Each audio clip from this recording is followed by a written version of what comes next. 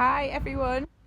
I wanted to introduce you to a bit of a personal project of mine. It's been bubbling away for a few years now and I'm finally getting time to make a start.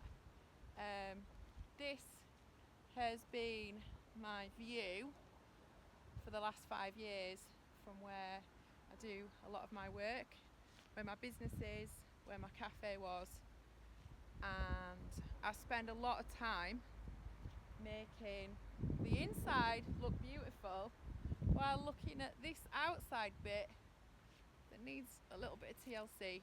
So we've got the go ahead. A huge mural is going to be painted across the front of these containers. Big clean-up operation is underway. I've got my gloves, got my hat, got a bit of sunshine, probably about 3 hours left of daylight. So let's see what we can get done.